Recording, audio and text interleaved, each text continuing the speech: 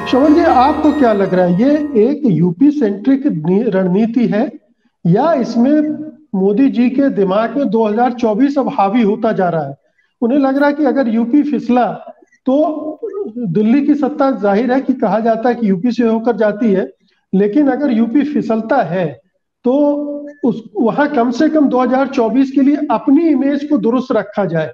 हारते हारते भी हैं तो मोदी जी की जो फॉलोइंग है वो बनी रहे। देखिए 2022 का ये जो यूपी का इलेक्शन है, इसको इस तरह से देखें कि मतलब बीजेपी जीतती है हारती का सवाल नहीं है। बीजेपी इतनी फ्रैक्चर्ड हो जाएगी, इतनी कमजोर हो जाएगी, इतनी लूली लंगड़ी हो जाएगी यूपी में कि वो एक राष्ट्रीय दल के रूप में उसकी ताकत पूरी की पूरी निचोड़ ली जाएगी। हारने पर तो उसका जो हश्र होगा वो अपनी जगह कायम है। 2022 का मुकेश जी खेल खत्म हो गया है इनका उत्तर प्रदेश में। पांचवें चरण के बाद अब बीजेपी के लिए उत्तर प्रदेश में कुछ बचा नहीं है। प्रधानमंत्री ने जो बात शुरू की है राष्ट्रवाद की या और तमाम मुद्दों की, वो 4 चरण समाप्त होने के बाद शुरू की है और उनको लग गया है कि अब जो बचा है, 2 चरण बचे हैं, उसमें कोई बीजेपी के लिए कोई महान चीज अब बची नहीं है। और ये जो इलाके हैं, जो 2 बचे हुए हैं, ये बहुत ही पिछड़ी जातियों के इलाके हैं और यहाँ पर जो पोलराइजेशन है वो पिछड़ी जातियों का पोलराइजेशन है। यहाँ हिंदुत्व का, धार्मिक पोलराइजेशन की कोई गुंजाइश बची नहीं है।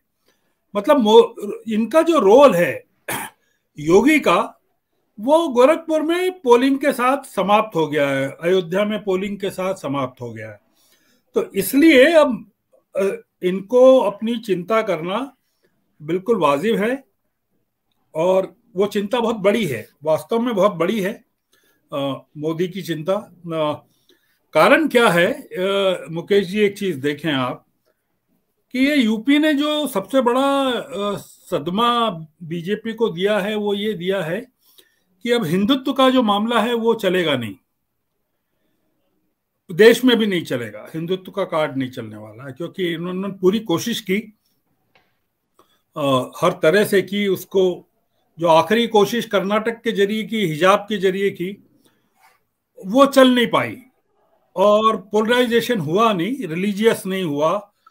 वो अब जातिगत और पिछड़े वर्ग का और वर्सेस हिंदुत्व का पोलराइजेशन हो गया, जो कि जिसके के लिए बीजेपी तैयार नहीं थी। एक तो चीज ये, दूसरी चीज ये कि ये यूक्रेन ने हमारी जो इमेज है एक राष्ट्र के रूप में, उसको बहुत ज्यादा प्रभावित किया है और मोदी की ताकत को, हमारी ताकत को बहुत ज्यादा कटघरे में खड़ा कर दिया है। हम समझ नहीं पा रहे हैं कि हमको यूक्रेन के मामले में क्या करना चाहिए। मैं उसमें डिटेल में नहीं जाना चाहता, पर एक हम अब किसी के विश्वास पात नहीं रहे हैं अंतर्राष्ट्रीय क्षेत्र में। और 10 मार्च के बाद पेट्रोल डीजल वगैरह को लेकर, जो महंगाई को लेकर जो स्थिति होने वाली है सरकार के, बिल्कुल बर्दाश्त के बाहर होने वाली है। एक के बाद एक चुनाव में भारतीय जनता पार्टी लगातार हार रही है। जो पिछले उपचुनाव में जो हार हुई है, उसके पहले बंगाल में जो हार हुई, तमिलनाडु में जो हार हुई, केरल में जो हार हुई, और ये उत्तर प्रदेश और उत्तराखंड, मणिपुर और ये गोवा और पंजाब के रिजल्ट हैं, ये कोई बहुत भारतीय जनता पार्टी के लिए कोई उत्साहवर्धक के है नहीं। आपको एक चीज और देखना चाहिए कि ये जो उत्तर प्रदेश के पैरेलल जो चल रहा है देश में, वो ये चल रहा है कि ममता बनर्जी और ये तमाम जो नेता हैं, इनके नेतृत्व में एक पोलराइजेशन, पॉलिटिकल पोलराइजेशन चल रहा है बीजेपी के खिलाफ और बहुत बड़ी खेमाबंदी चल रही है, जिसमें केसीआर भी हैं, स्टालिन भी हैं, उद्धव भी हैं, ममता बनर्जी भी हैं। और अब हो सकता है जिस तरह से नीतीश कुमार पैतरे बदल रहे हैं, करवटें ले रहे हैं, वो कब एनडीए छोड़ते हैं तब वो एक देखने की बात है।